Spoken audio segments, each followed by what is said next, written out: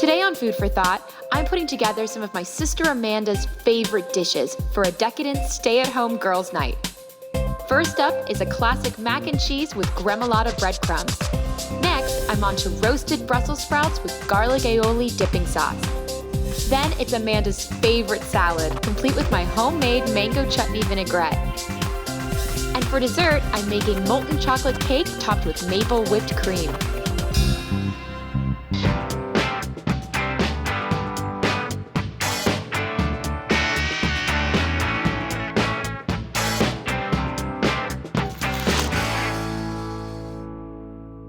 My sister and I both work a lot, and as we get our careers on track, we try to stay sane by doing what we call Girls' Night In. It's our chance to unwind and catch up and have dinner together. Tonight, I'm making some of her favorites, including a really decadent mac and cheese. My 4-cheese combination is full of rich flavors and textures for a dish unlike any mac and cheese you've ever had. I'm giving my mac and cheese a sophisticated twist by topping it with gremolata breadcrumbs. Gremolata is just an herb mixture from northern Italy, and it's so fresh. I love it. It has lots of parsley and lemon and garlic in it. It's super delicious, especially on mac and cheese. And it's very easy to put together. So I'm just gonna first start by putting my bread into my food processor. And then I have 3 cloves of garlic, so it has a lot of flavor. But if you're not big on garlic, you can always add less. And then I have my Parmesan, and you can see that it's just in chunks, and that's because it's gonna get broken down in the food processor. And next, I'm adding a teaspoon of lemon zest. And the zest is just the skin of the lemon broken down, so it has all this really beautiful flavor, but it's not tart. That's enough. And it looks like just one big pinch, but this packs a wallop. A little goes a long way. And then a little bit of salt and pepper for seasoning. And the Parmesan is quite salty, so you don't need to add a lot of salt to this.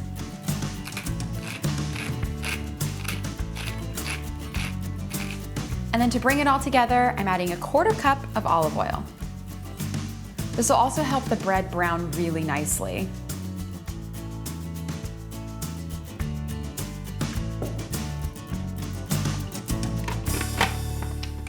All right, let's bring it all together.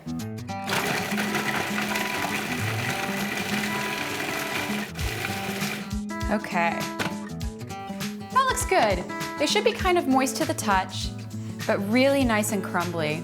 So next I'm gonna add my parsley, and it's roughly chopped, and I'm adding it at the end because if I were to add it at the beginning, I would have green breadcrumbs, which wouldn't taste bad, they just would be green. So I'm adding it now just to sort of lightly integrate it. And just a couple of quick pulses just to really run it all through. That's about right. Oh my gosh, that smells amazing. I love this combination. It's great on top of chicken, it's great on top of fish, and on top of mac and cheese, it's a really fresh surprise. I finished my gremolata breadcrumbs, so now I'm moving on to the rest of my mac and cheese. So first, I have to get my elbow macaroni cooked. So I have a pot of salted boiling water, and I'm just putting it straight in. I'm going to let the macaroni cook until it's just al dente. Onto my roux. And my roux is the foundation to my mac and cheese. This is what the cheese is going to cling to. When I first started making mac and cheese, it was a disaster. I didn't use a roux, so it was sort of a greasy, watery mess. Now that I use it, my mac and cheese is a delicious success. To make my roux, it's really simple. First, I melt a little bit of butter.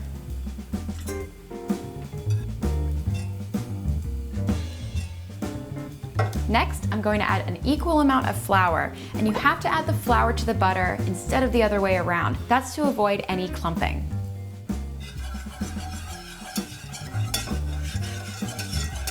And you want to cook this together for just a minute or two to get rid of that raw flour flavor. Well, my roux looks great and it smells great. This has gotten a little toasty, so it's ready.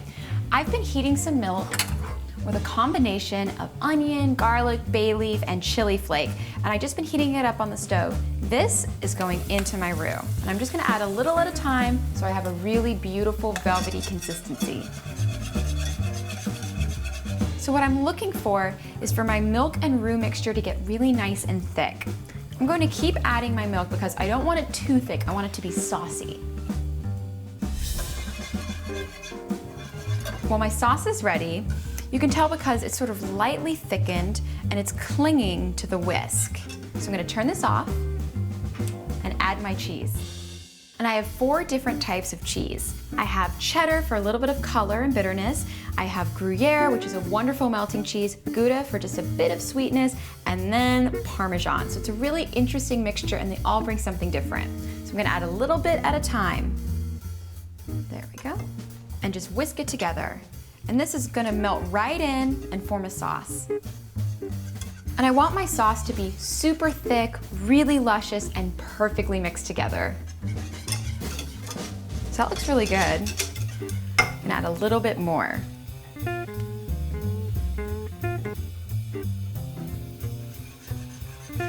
And you can see the roux working because the cheese melts down, but everything clings together. It's one uniform sauce. All right, the last bit.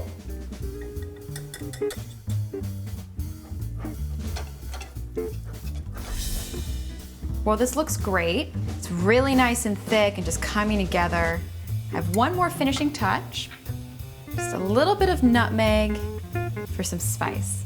I love adding nutmeg to cheese because it just adds a really interesting little mysterious flavor. It's really beautiful with it. Well, that looks great. And it looks like my pasta is ready to go. Perfectly al dente. So I'm gonna strain this off and then put it all together. Well, everything's ready for my mac and cheese. So first, I'm going to pour my sauce right onto the macaroni. That looks amazing. So I'm just gonna mix it up just like this and make sure everything is nicely coated. Well, this looks delicious. I'm gonna give it a taste just to see if it needs any last minute adjustments.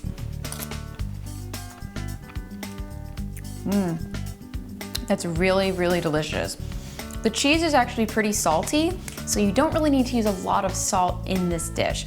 I think I'm gonna leave it as is. So I'm going to take this and add it to my buttered ramekins.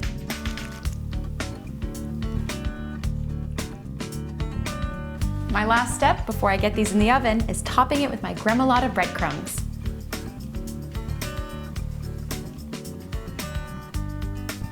Well, these are ready to go. I'm gonna pop them in the oven for about 30 to 35 minutes at 375, just until the mac and cheese is nice and bubbly and the breadcrumbs are lightly toasted.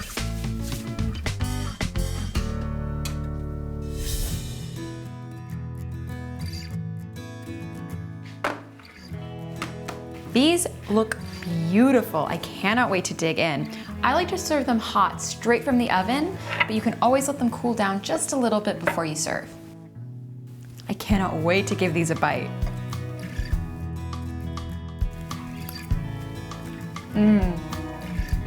That is so good. I love the combination of textures and flavors, the really fresh gremolata breadcrumbs, and then the richness and decadence of the mac and cheese. This is perfect for a girls' night in. When we come back, I'm making a roasted Brussels sprouts dish with garlic aioli that will get anyone eating their vegetables.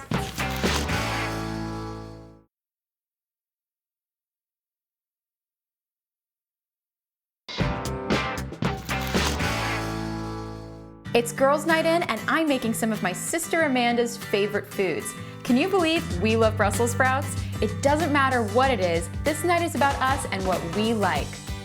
I'm making roasted Brussels sprouts with a homemade dipping sauce, garlic aioli.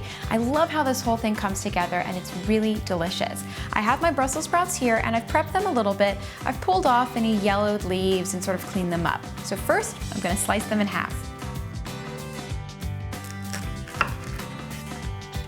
I'm cutting my Brussels sprouts in half because I want as much of it roasted as possible. I really love that sort of golden brown flavor. Next, I'm moving on to my aromatics, and I have a shallot and a little bit of rosemary. For the shallot, all I want to do is peel it, and then I'm going to slice it into eighths. And I'm keeping it pretty rustic. I want to be able to dip my Brussels sprouts and my little bits of shallot in my aioli. So I'm keeping them big enough so I can use my fingers or a fork. Then I have my rosemary, and I just have one sprig, and I'm just gonna take the leaves right off. Next, I'm gonna drizzle it with a little bit of olive oil just to really coat it.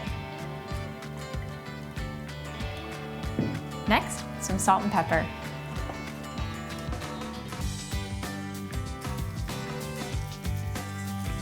You want to season it really well.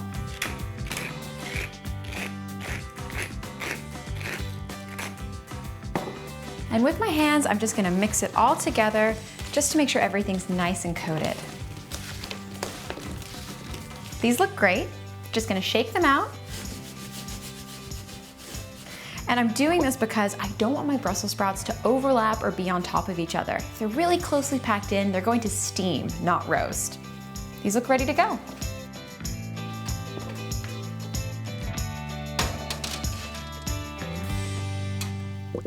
My Brussels sprouts are roasting in the oven, so I'm gonna get started on my garlic aioli, which is just a garlicky mayonnaise. First, I'm gonna take my raw egg yolk, and this is super fresh, straight from the market, and this is what's going to bind everything together. And if you're not comfortable using a raw egg yolk, that's totally fine. You can just use regular mayonnaise instead and just add a little bit of garlic, some paprika, and then top it with some chives. Next is the garlic, and I love garlic, so I'm adding quite a bit. Next, I'm adding just a touch of lemon. A big pinch of paprika. All my ingredients are in. I'm just gonna blend this on low speed just to get it together. Okay, that's all blended. So now I'm going to very slowly drizzle in my olive oil, just a tiny trickle.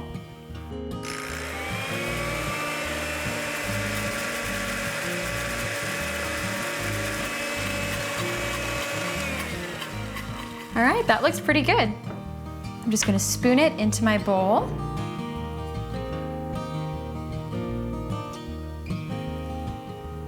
Well, my aioli looks fantastic.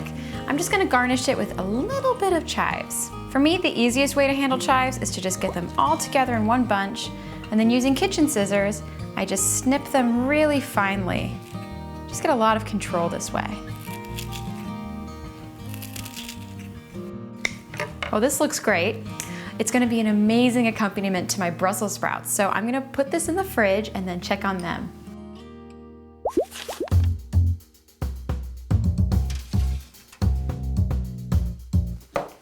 These look gorgeous. I cannot wait to give it a taste before Amanda gets here.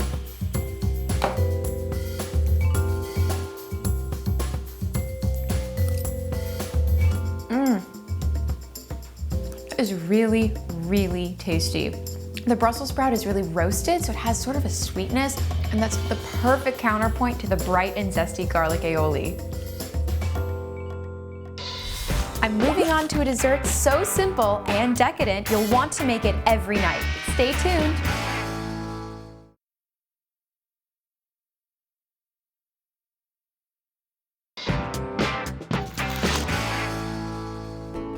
It's time to start making dessert, our reward for a tough week. And this molten chocolate cake is so simple. It goes straight from stovetop to oven to plate.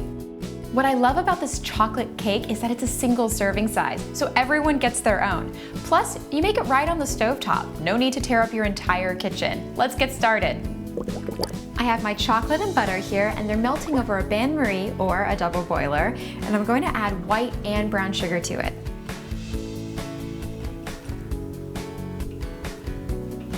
I'm just gonna mix this together and then let it gently melt.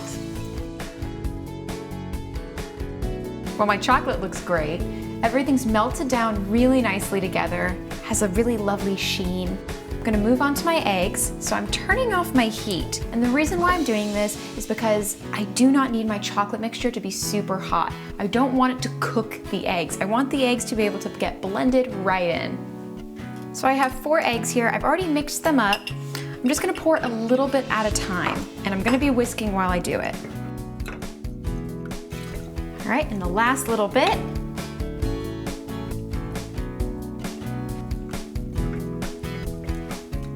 I love a little bit of heat with my chocolate, so I have my cayenne pepper. I'm just gonna add a pinch.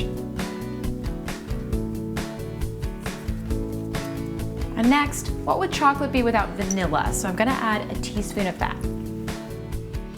My last ingredient is flour. And just like with all cakes, you don't wanna overmix your flour. So I'm just adding a little bit at a time and stirring just until it's incorporated.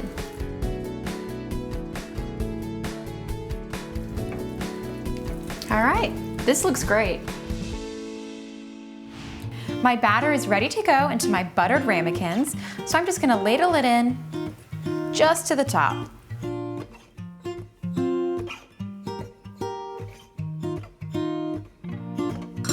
These are ready to go in the oven. They bake for just 10 to 12 minutes, and then I have dessert.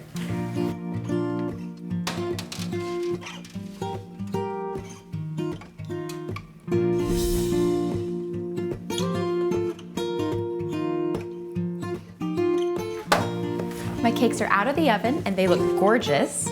So I'm gonna get started on my whipped cream. I just whipped some cream together with a little bit of vanilla bean, and now I'm gonna sweeten it with just a touch of maple syrup. It's a really unique flavor and goes wonderful with the chocolate. Back to my cakes, and because I'm going to be flipping these upside down, I'm gonna slice just along the edges so they pop out really easily.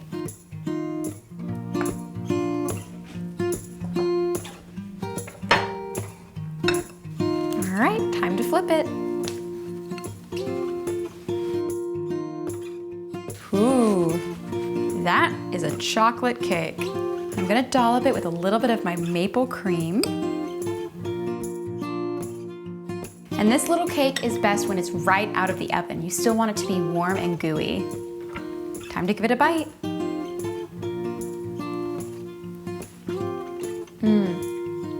That is so good. The combination of maple with a little bit of cayenne and the chocolate, it's absolutely delicious and perfect for a decadent girls' night. Just a couple finishing touches and we're ready for our delicious and relaxing girls' night in.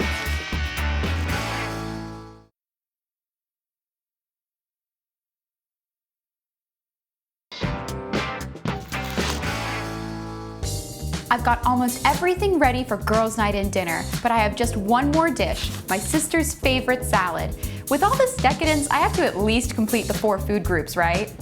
This is one of my sister's favorite salads, and it's a great example of how meat and fruit go great together. Also, if you have a larger serving, this is a meal all on its own, but I'm enjoying it as a side for our all-night feast. I'm going to get started on my vinaigrette, and this is a great example of how you can have fruit flavors everywhere in your salad. I'm using a mango chutney, which is sort of a unique ingredient because it is fruity, but it also has a lot of different spices, so much flavor comes from this. I'm starting with my red wine vinegar, so just a tablespoon going right in. And then my mango chutney.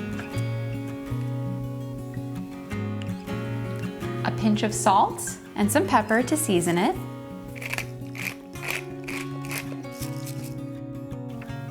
And now my olive oil. And this is still that same ratio of 1 tablespoon of vinegar or acid to 3 tablespoons of oil. You can make any vinaigrette this way. And I'm just eyeballing it. That looks pretty good. And then I'm just gonna shake it. All my vinaigrette is done. And now I'm gonna put together the rest of my salad. First, some arugula.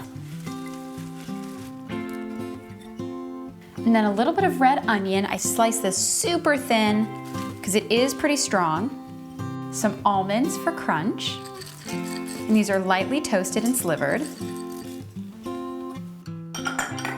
Raisins, because they have that really delicious dried fruit flavor. And then for some protein, some sliced chicken. And now I'm going to slice my pear, and I save this for last because the pear can brown really quickly. So I'm just going to slice it into bite-sized pieces. Okay, my pear is all sliced up. I'm going to pop it in with the rest of my salad and then lightly dress it.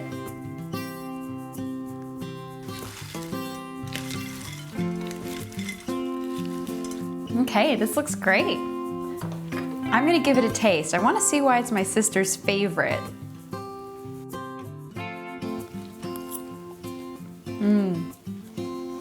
This is a very tasty salad. Because of all of the different ingredients and the chicken, this could really be a meal all on its own. I can see why Amanda loves this. All right, I'm ready for girls' night. She's going to love this spread, and I can't wait to dig in. Tune in next week for more delicious and inspiring recipes on Food for Thought.